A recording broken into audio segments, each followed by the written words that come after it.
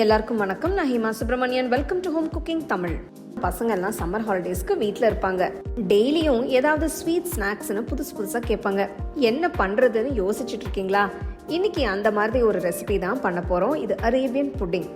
சிம்பிளான இந்த புட்டிங்கை எப்படி செய்யறதுன்னு பார்க்கலாம் வாங்க. இந்த டெசர்ட் செய்ய நான் ஃப்ரெஷ்ஷான பிரெட் ஸ்லைசஸை எடுத்திருக்கேன். பிரெட்டு ஓரம் எல்லாம் வெட்டி எடுத்து வச்சுக்கலாம். நீங்கள் எந்த ட்ரேல இந்த புட்டிங் செய்ய போகிறீங்களோ அந்த ட்ரே சைஸ்க்கு தகுந்த மாதிரி பிரெட் எடுத்துக்கோங்க. ஒரு சின்ன பவுலில் 2 டேபிள் ஸ்பூன் அளவுக்கு கஸ்டர்ட் பவுடரை எடுத்துக்கலாம். இதில் 2 டேபிள் ஸ்பூன் அளவுக்கு காய்ச்சி ஆற வச்ச பால் ஊற்றி நல்லா மிக்ஸ் பண்ணுங்க.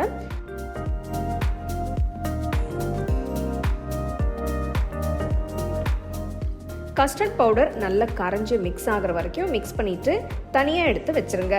இன்னொரு பவுலில் 1 கப் அளவுக்கு ஃப்ரெஷ் க்ரீம் எடுத்துக்கலாம். இதில் நம்ம கண்டென்ஸ்ட் மில்க் ஊற்றி மிக்ஸ் பண்ண போகிறோம். நான் இங்கே 1/2 கப், அதாவது 125 ml அளவுக்கு கண்டென்ஸ்ட் மில்க் எடுத்திருக்கேன்.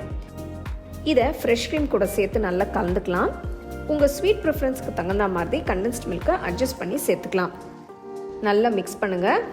பாருங்கள், இப்போ க்ரீம் கொஞ்சம் கலர் மாறி இருக்கு.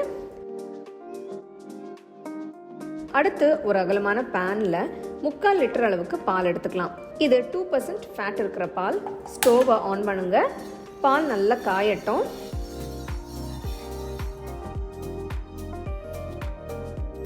அப்பப்போ ஒரு விஸ்க் வச்சு கிண்டி விட்டுட்டே இருங்க. அப்பதான் பால் பாத்திரத்தில் ஒட்டாமல் இருக்கும்.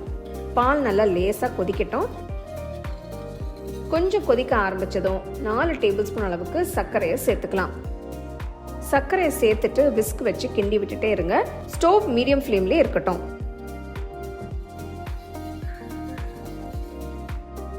கஸ்டர்ட் மிக்ஸை சேர்க்கறதுக்கு முன்னாடி ஒரு தடவை நல்லா மிக்ஸ் பண்ணிட்டு பால் கூட சேருங்க. சேர்த்த உடனே கொஞ்சம் கைவிடாம கிண்டி விட்டுட்டே இருங்க. சட்டுன்னு திக்காயிடும். கஸ்டர்ட் மிக்ஸ் பால் கூட நல்லா மிக்ஸ் ஆகட்டும்.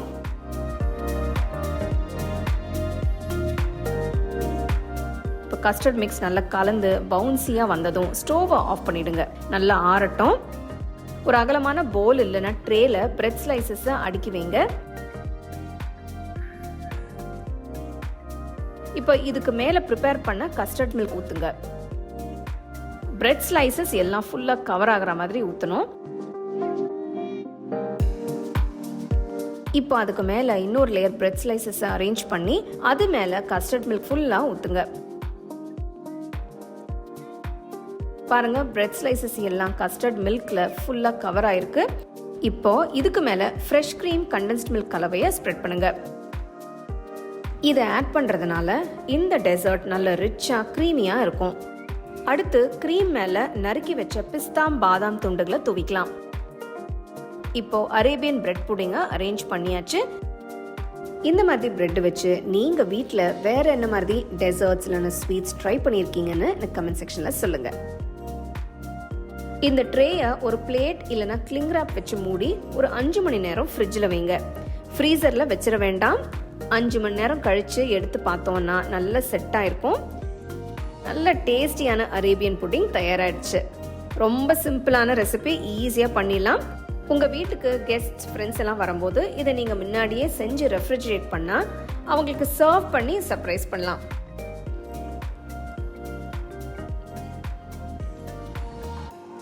நல்ல ரிச்சாக க்ரீமியாக வாயில் போட்ட உடனே கரையுது. அவ்வளோ பிரமாதமாக இருக்குது. ஸோ கண்டிப்பாக இந்த டெசர்ட் நீங்கள் வீட்டில் ட்ரை பண்ணி அப்படியே உங்கள் ஃபேமிலி ஃப்ரெண்ட்ஸோட ஷேர் பண்ணிக்கோங்க. இந்த புட்டிங் உங்கள் வீட்டில் எல்லாருக்கும் ஒரு ஃபேவரட்டான டெசர்ட்டாக மாறிடும். உங்களுக்கு நான் இந்த வீடியோவில் யூஸ் பண்ணுற ப்ராடக்ட்ஸ் பிடிச்சதுன்னா கீழே டேக் பண்ணியிருக்கேன், செக் பண்ணி பாருங்கள். டீட்டெயில்டான ரெசிபிக்கு homecookingshow.in வெப்சைட்டை செக் பண்ணுங்கள். The second edition of the home cooking book is now available on Amazon as well as on shop.homecookingshow.in.